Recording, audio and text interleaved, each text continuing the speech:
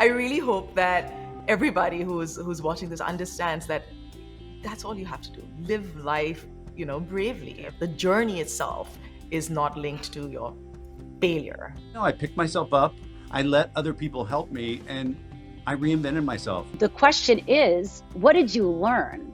What was the gift? What was the lesson? How are you going to shift?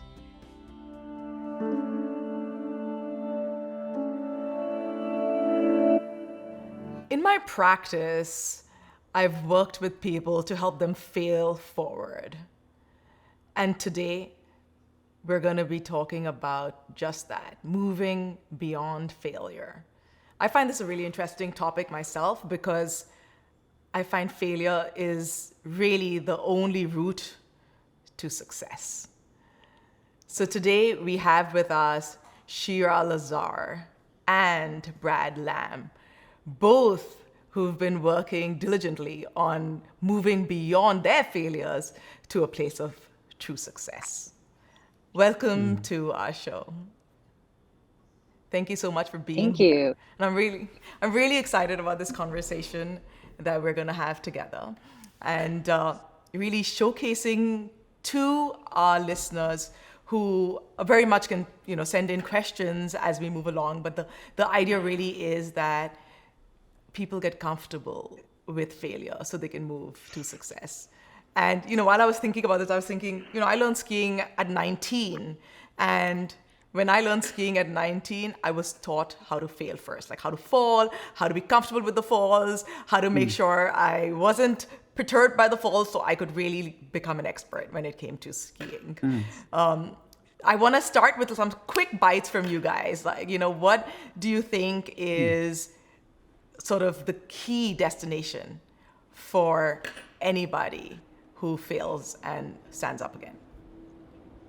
I think the first thing you want to do is remember to jump back up, because when we get knocked down, the instinct is to protect ourselves, especially if we're getting kicked while we're down. And so just the reminder to jump up, think counterintuitively. I think for me, it's reminding yourself, and I learned this later on, that you're safe, that you're okay, that you're worthy, that you're not your quote unquote failure or your mistake. You are what you want to be right now, and that informs your future. Those are amazing tips. And I love the fact that what we're trying to do here is give people that resilience to jump back up, to give people that understanding that you're already here and this is where your path is as you are moving forward. And I think that's great. I want to actually get our audience to really understand who you are and what your journey is, and has been, and what that wisdom is that we've learned from this to share with everybody else. So Shira, I'd like to start with you and your story, because I've heard it and watched it, and I think it's so incredible that you're just a transformer. So I'd love for you to share that with the audience. Well, I guess you could say in terms of how I relate to failure, I've been a broadcaster for 2 decades, a host and interviewer, came up in the digital culture space. And I think like everyone, I've always been semi-perfectionist, someone who was very enthusiastic, wanted to do really well at what I do. And I definitely had a lot of goals, right? And I think when you have that in your background and you grew up wanting all these things and you want to accomplish all of them, there's an idea that you can't fail along the way. There's no room for failure. I think also as a woman, that's the case too. And I think that whatever background you are, underrepresented or minority groups, that becomes an even bigger pressure, that you have this one moment to shine. And if you mess it up, then it's like you're back to square one and you won't be accepted. I also think for me, I'm in front of the camera, it all happens in front of everyone. It doesn't happen behind the scenes. That creates a lot of pressure too. There is no room to make mistakes. And like we tend to put public figures on a pedestal, which is not right, because in the end, we're human too. And with that, a long time ago, I think it was at this point, over a decade ago, I was working at CBS News, and I had someone I worked with that sent out a false tweet, and within 24 hours, because it was my name connected to the brand, I was publicly fired. And this happened in my, late 20s. And I was at the top of the world. I had a billboard in Times Square. I had a big deal with a major news network. We were going to renew, etc. And everything literally fell apart before my eyes. And in that moment, I said to myself, like, why did I do all this work if this was my destiny? Like, Wow, that's if the super universe scary. knew this was going to happen, what's the point? Yeah. And that could get you in a bit of a downward spiral and a bit of a depression as well. I mean, this could go on Yeah. for a long time, but I know we don't have a long time. And so that was, like, I think, my first experience. I mean, I'm sure I had failures along the way that weren't as noticeable, but that was my first real, I think, public embarrassment failure that really, I think, ripped through my ego and really humbled me, you can say, and brought me back to, like, really understanding who I am and starting to work on myself. It was the beginning of a long personal growth journey. That's amazing. And failure does lead so much to personal growth. Yep. Brad, I'd love to hear from you and your entry into this work through your life and the experiences that you've had. Well, we all of us have failures, and like Shira was talking about, hers was a more public one. Mine too. Although I think if when we experience failure, we think everybody is in on it, and that's good for me to remember too. But I had landed in Washington D.C. as a news anchor, and it was my dream job. And I had told myself those same things, Shira. This is my destiny. The only trouble was I was also alcoholic and meth addicted and quite sick. And so, Yeah. in spite of my dreams, on one hand, the reality of my ability to show up and speak up, and this is important, not be impaired, was very limited. And so, the guy that you got in person was very different than the guy you got on the air, who was on the morning show doing the weather. Everything was cheery and sunny in that regard. But my destiny quickly changed because I wasn't able to perform. And so from that devastating event, which I had talked myself into, that this is your destiny to sort of be a clown on television. That's how I look at it now in ways. In ways to help me, I think, still, process it and deal with it. But, I picked myself up. I let other people help me, and I reinvented myself. And for sure, I clearly, because I'm here, I didn't die. And a lot of people who struggle with addiction don't make it. Yeah. Yeah. And I think one of the most important things that I've learned while doing therapy for people, and also through my understanding of what happens in Alcoholics Anonymous, it's like you own the failure first. So you consider yourself as that failure is part of you. So you are an addict, and it's not considered a failure because you've destigmatized it. And every success is is honored.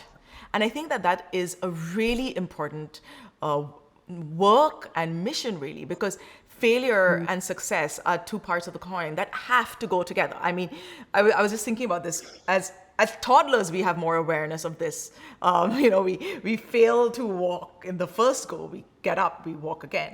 We try until we're running, right? And as we get older, we start to doubt that. And of course, as studies have shown, it's generally parenting that sort of promotes that, because you get shamed and then you start feeling guilty for failing. And it's all these like societal and cultural like issues that make failure a negative, where it really shouldn't be, because it is the only way to get to your so-called process of destiny. I'll call it a process of destiny because success is not a project and an outcome. It's all about like how do you live. And I think, sorry, go ahead, Shira. I was going to say, and you brought up such a good point, like when you work out, and I don't know if you've heard this analogy, you have to break, your muscles need to like break in order to build, right? It's like you need to like 100%. level up, and it's hard, and you need to fail to level up in a way. Yeah. and break Yeah. yourself down in order to build. And I think if we look at that analogy, or even nature, we look at the nature Yeah. analogy of like going through the seasons in order to come back to the spring and the summer. You need to, Yeah. like leaves need to die, things need to die in order to be reborn. When we look at all these Yeah. analogies that happen in nature and within our own bodies and ourselves, you can see that this is just a natural process, that it has nothing to do with you and who you are and you're wrong or you're bad. I think these judgments come in and this shame comes in because it's not accepted, because we don't have these conversations, that you're like, great. And the question is, what did you learn? What was the Yeah. gift? What was the Yeah. lesson? How are you going Yeah. to shift? Like, I Yeah. look at myself, like if all these things hadn't happened, I don't know how I would have leveled up. If you're just going smooth sailing, how are you going to learn how to maneuver? Right. Yeah. And like, then you bring that to others. Like, I get to bring that wisdom to others and these experiences to others. Like, no one wants to hear the story of how successful you were, how everything was so easy. People do want to hear, like, how did you Mm. go through obstacles and get through them and overcome them? That's the story. Yeah, 100%. In fact, this brings me to a really funny personal story. I mean, I had this personal trainer, and he kept going on about like get to failure, and I hated that word. I was like, what are you talking about? I can't fail, And I would push myself, but I would never get to failure because I was so groomed to not accept that word for myself, right? So I had to unlearn that. It took me actually longer to unlearn that than it took me to build my muscles. And you're right, it Mm. doesn't happen unless you learn to fail to get to that place where you're actually achieving some certain kind of sort of milestones in your journey. Brad. This talk of destiny makes me think and question, is our destiny really anything greater than to love and be loved? I think we Mm-hmm. can talk Yep. ourselves into something extraordinary when most of life is a series of interesting failures and successes. But there are so few. Oh my God, I have another best-selling book, or oh my God, I won an award, or many people were touched by my work, or I made a lot of money. Everybody has their different threshold of what constitutes success, but Yeah. I try to really reset the idea of destiny too, because I think people in early recovery too can get confused that there is some special purpose other than just learning to love and be loved. It's really Yeah. so simple. The older I've gotten. Yeah, you're right. We have the audience. We have a question from them, and it Mm, says, "I Mm-hmm. often equate my failure with my self-worth. How do I change this?" mm, Oof. Um, yeah, I hear you. That's been me. And I still deal with that in many ways. When I have success, I feel really awesome. I feel like I'm on top of the world. I feel validated and seen. And so with that comes the other side where you think to yourself, well, if I lose that, what am I? What happens then? Am I going to go back in there? And I think it comes back down to working on yourself, working on, as I like to say, like your inner mm, hustle, your inner muscles. Like, who are you? What's your value system? What are you above and beyond what you do? And when that foundation is really clear, and you've worked on it, and by the way, it's something you continue to work on, because like your abs, you can't keep on having those abs if you don't do those crunches, right? So like, what are your uh, inner crunches? yeah. Yeah. And everyone has, we each have a different thing for us, right? Because each of us have different ways that we can honor ourselves, and each of us have different inner childs. And so it's really having that conversation and building that relationship with yourself. And that could come through, therapy, that could come through mindfulness and wellness practices. It could come through going outside, doing different experiences outside of quote unquote what you do, to figure out who you actually are. Because the things that you do come and go. Everything is temporary. We are temporary too. Who we Yeah. are, our spirit and soul is there no matter what. So that's the thing you get to work on whenever things feel like they're out of control or in a spiral. Like, we can't control those things. That's the fact. So we need to learn we get to learn how to accept that we aren't in control of anything. Yep, yep. Brad, since you are an interventionist, what would Yeah. be a process that you would help this sort of the person from our audience actually work through their self-worth? I think it's really important to remember for ourselves and for others that if you're a trauma survivor, it is not unusual that you get confused around things like safety and stability. And so frequently I'll see a person who's impaired by drugs and alcohol or trauma, where they have relearned these falsehoods. For example, a person that grows up in a house on fire misconstrues a house on fire as something safe and stable because that's their norm. But actually, a house on fire is something you want to flee from, not go back to. And if you see it while walking by, you call somebody to help, not try to take it on yourself. But I think that's a really huge learning point for people who have suffered. That some of the basic ways that our just our central nervous system navigates the world and uses shorthand to say, I want more of this, less of that, uh, can be wrong. And we have to relearn that. And there's so much great science now on understanding how trauma impacts us and how we carry it with us and how we have to relearn some of these just really basic patterns of behavior that other people get, we don't get. And we get if we're open to the possibility of relearning some of this basic stuff, it will really change our lives for the better. And I think one of the important points that you've brought about right now, just by talking to me about this, where you say that you see a house on fire, you call for some help. I think this is a really important one if we take it back to kind of how we are dealing with our own journey in life. People don't seek help as much as they should, right? So they're trying to deal with their own failures in their own way, and they get overwhelmed sometimes, and they're not reaching out to people. And I think that's something that culturally also the society and the way in which we're kind of evolving is pushing this whole thing about, focus on yourself, go inward, heal yourself. But nobody's really talking about, reach out, hold somebody's hand, or walk with somebody, because you can get to the next level with help, because help is also considered a failure, which is almost like a dichotomy, because it is definitely there for success, for your journey and success. So whenever I talk about success, it's, like I said, not a destination. It is really that journey of evolving and moving through life with the spectrum of joy, and, as Brad said, love as well. And Shira, I think one of the things that you've mentioned here as well is that whole vulnerability aspect. You have put vulnerability, and unfortunately, even because of your work, vulnerability is visible, which I think is a blessing, right? And you're able to use that. I agree. To help You said others. so many, no, you said so many great things. I think even that wording, and from personal growth workshops I've done, whatever that means, it's like this idea of help. It insinuates you're helpless, and that's just not the case, right? You just Yeah. being in a moment of time. That's why whenever I ask folks, or I even, tell folks, like, do you want support, or I need support?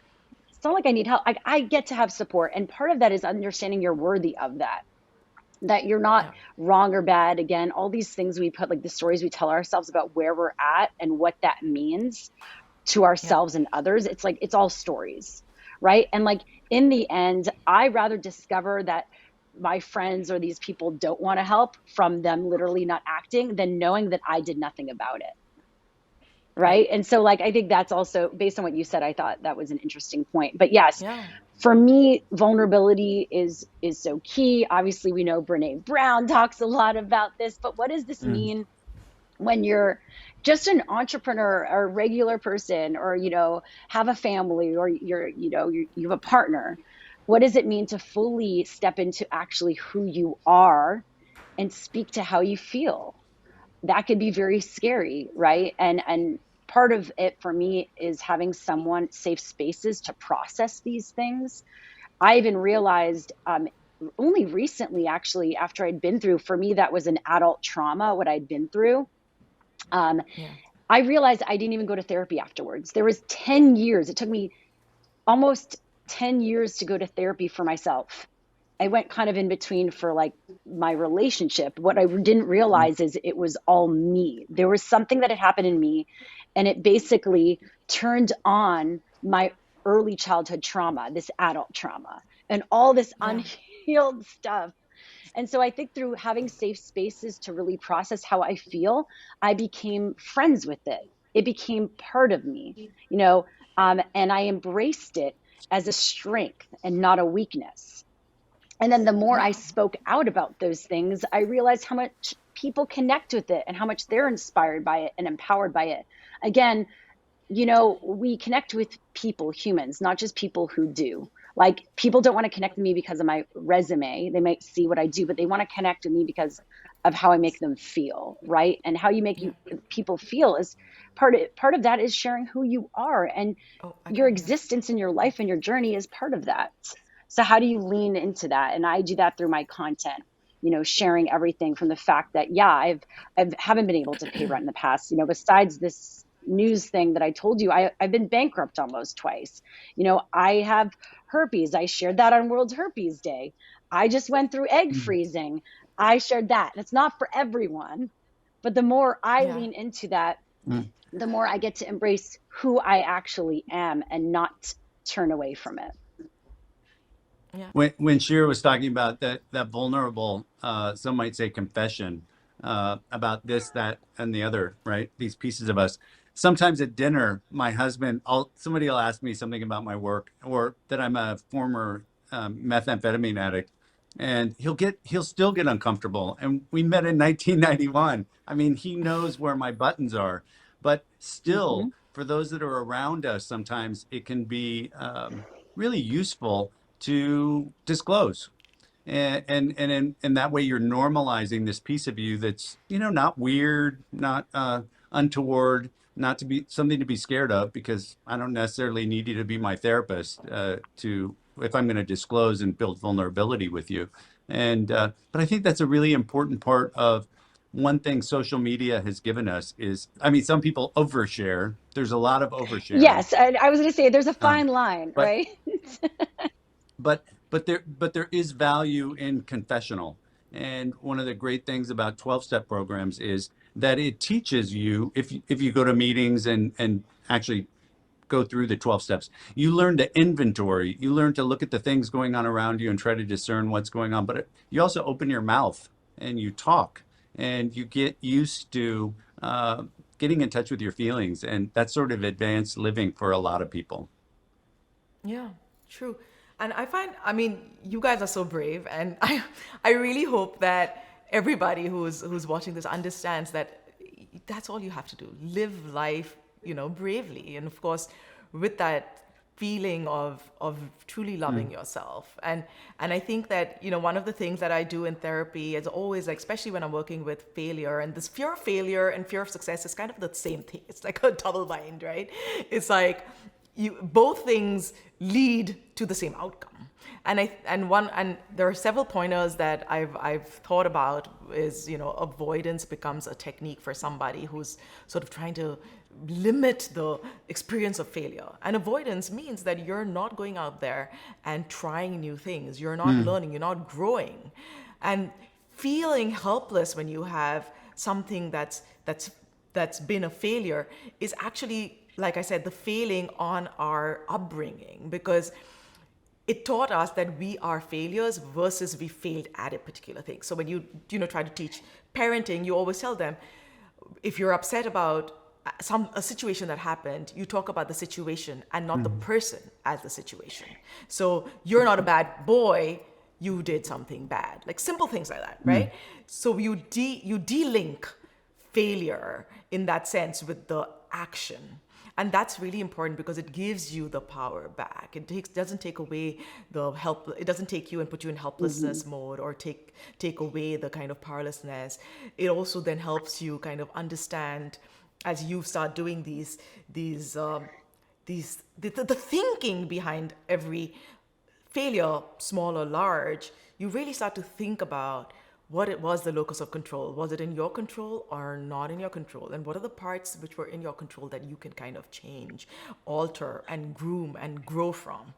And I think that that is so important when we start looking at failure, especially when you work with people, and both of you are working with people, and I'm sure you're already doing this, but it's important to kind of investigate what part of you, and especially because you've already brought up the inner child, what part of you goes back to that inner child that presses that trigger, that makes you feel like it's all of you that's failed, right? Versus the one line item that might have failed in a particular way, only to teach you the lesson of how to succeed the next time, or even the next time. I mean, there's no fixed formula of it's going to take me only one turn to be successful. It can be 20 turns to be successful, or even like a mass of life. But the journey should be positive. The journey itself is not linked to your failure, in a sense.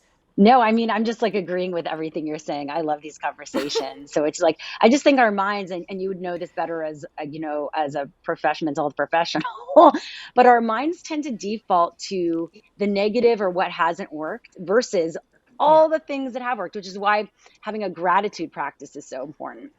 Whenever I feel like I'm putting myself down a lot or I'm speaking negatively about a lot of stuff, I tend to be like, okay, well, there's that awareness. Great. Let's be kind to myself and feel it, because I'm not going to avoid it or numb it.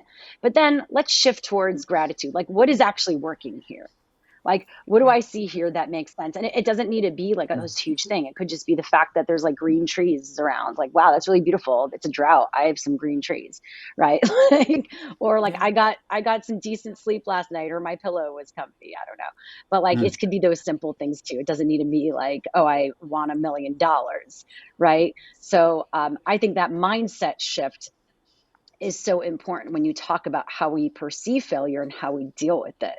It's all mindset. It's all perception. Our brains are such powerful muscles. I realized that, I'm into psilocybin, and I'm like, oh, are we going there? I know we have to end, but I did have a little journey, and I realized in that how much I had been talking badly to myself.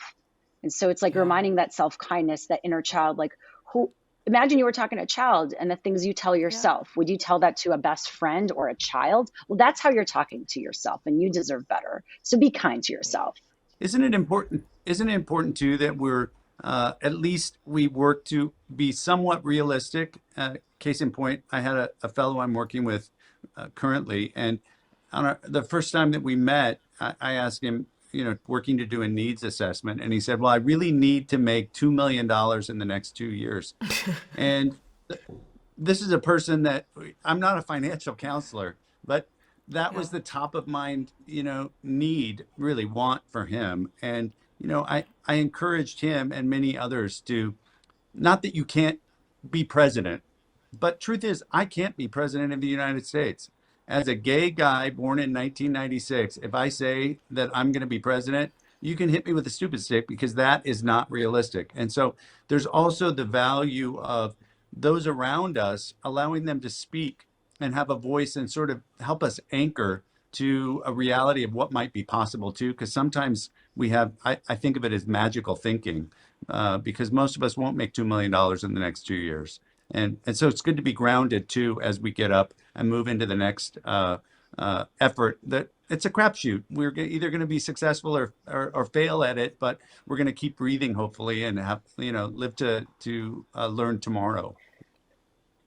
Yeah, and Brad, that's a great point. I mean, it brings me to, when somebody says something like that, really chunking it up or chunking it down, like, what does that $2 million mean to you? What is it going to get you? How is it going to make you feel?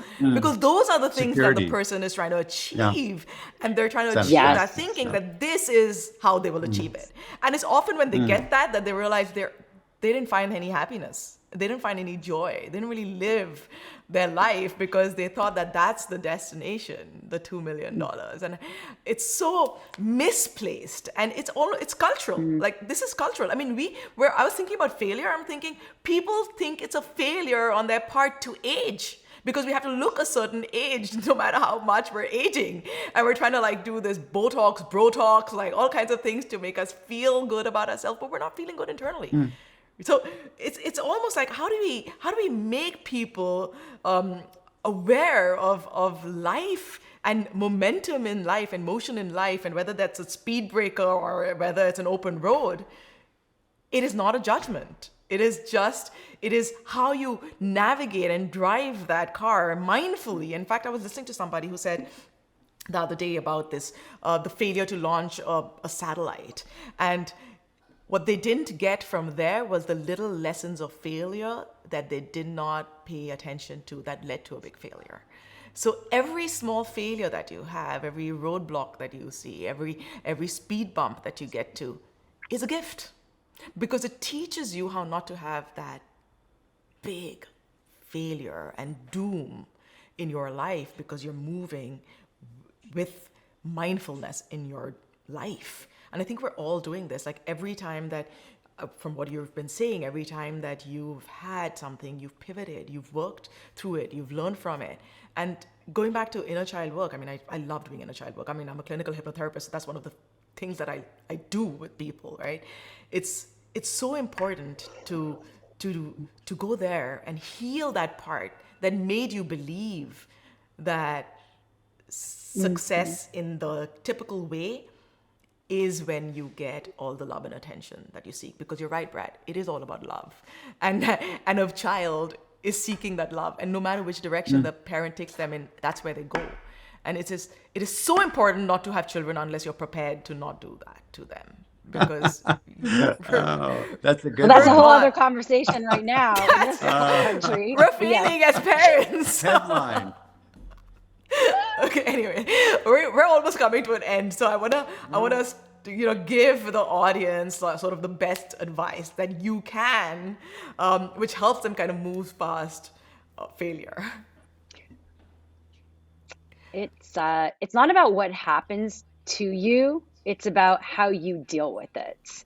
And that's why you should be working on yourself, not just in the bad times, but the good times, whatever times, so that you have the tools at your disposal to use when you are in times of distress. When these moments come up, you have your tools ready that work for you to support you.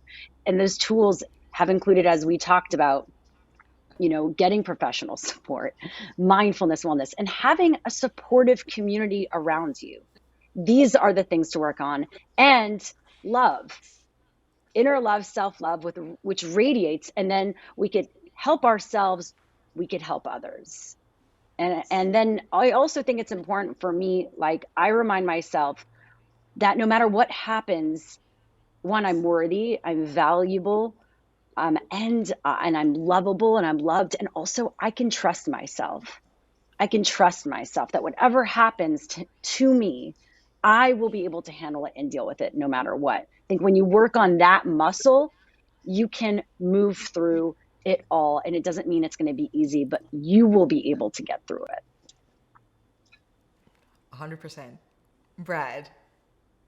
I would say one of the things that's top of mind for me today is stay open to the possibility of transformation. I think we talk ourselves out of possibilities and extraordinary advances all the time. And how I see that happening is we don't invite people to help us. So I think it's so important to invite people into our adventure who are smarter and better at something than we are, because that's how we grow and we stretch and we get better. And for the people that are in the healing arts like me and y'all, we have to remember to take care of ourselves, to have a therapist, to get support along the way, so that we're not just person helping other people, but we're filling up our tank too. Yeah, 100%. And I think the thing I want to tell everybody is reframe these thoughts for yourself. Like whenever it comes up and you're thinking, oh my God, I'm failing, I'm a failure, and you start labeling yourself, reframe it. Think about the things that you've tried and failed at and then been successful, like biking, rock climbing, skiing, swimming, like all the skills that you've learned physically, the skills that you've learned emotionally, like by failing in every relationship that you may have had. Like you learn so much from the failures in the relationships that you had.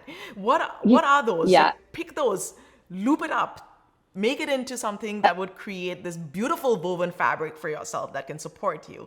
I think those are the most important things that I think that you can do for yourself. Shira, I think you were going to say I was something. going to just say, like, one of my favorite podcasts that Jay Shetty did, it was when I was single and looking to be in a relationship. And this could be for anything in life. He goes, stop focusing Uh, on the things that haven't worked in your past relationships. Focus on the things that you liked and that did work. And more of that will show up. When you focus on the things that do work, the gifts and lessons, you start noticing those things, right? When you focus on all mm, the negatives, all the BS, all the bad stuff, you'll start noticing a lot of that around Yeah. you. So it's that mind shift mm. that counts too. Yeah, 100%. You start to pull And now I'm in whatever a you focus relationship, on is so what you you know, pull in. it works. Oh, great. I was just Mm. gonna ask about your relationship. Is it being successful now? And what is success in a Yes. relationship? Honestly, really, it's really just being happy in the moments, right? Brad, you've been in one since '91, you said. And this is Oh my it's the gosh, same you know one, is what it? that means? It means I'm nearing retirement. No, do you know what? This is what I did. My husband and I, we got married about 15 years ago, but we were friends since the early 90s. And when I got into recovery and stopped drinking and stopped smoking, I smoked 2 packs a day, and I was bulimic too. So I suffered greatly during many years. And once I got better, I woke up to the possibility of what do I want out of a relationship? And I did an inventory of what I wanted, which were qualities like trustworthy, funny, loves to read the New York Times and maybe the Post here and again, but not just the New York Post. Is probably liberal in politics, is not hyper religious, uh, is successful, and with a broad definition.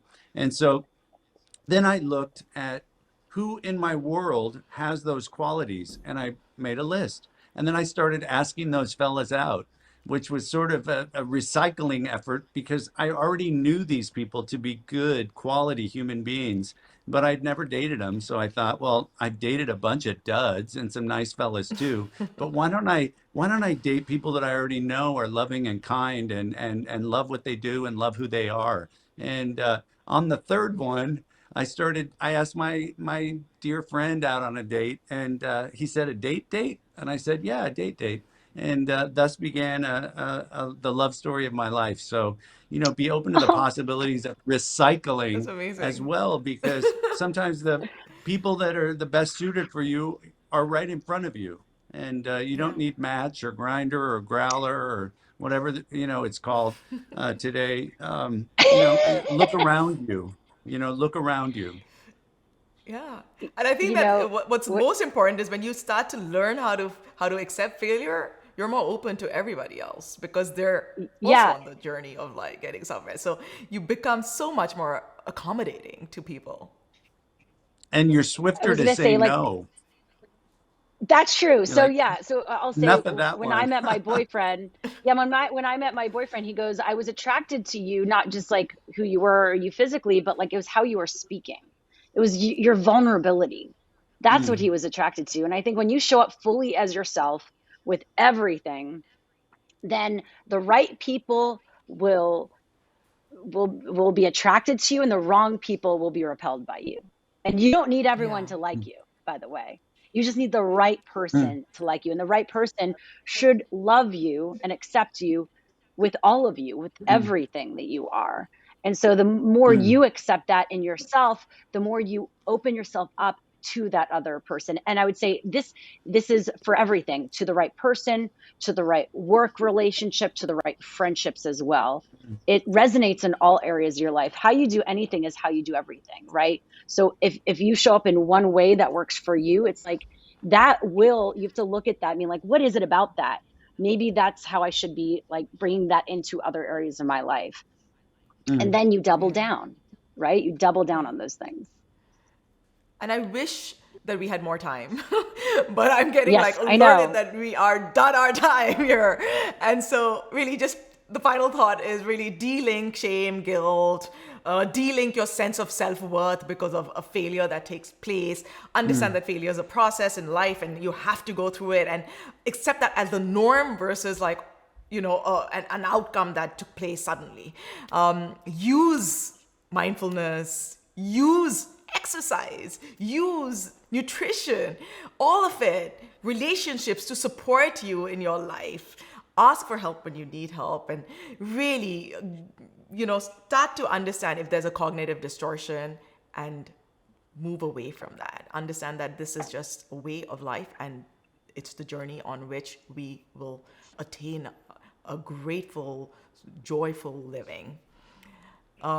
Thank you so much for being here, and thank you so much for sharing your truth, your wisdom, and sort of encouraging people to really live through their truth. And for all those who are at home, I want to thank you all for joining us and being here virtually. For any additional resources, please feel free to go to roundglass.com. We are always going to be Holistic Wellbeing, and I am Prakriti Poddar, and I am Holistic Wellbeing.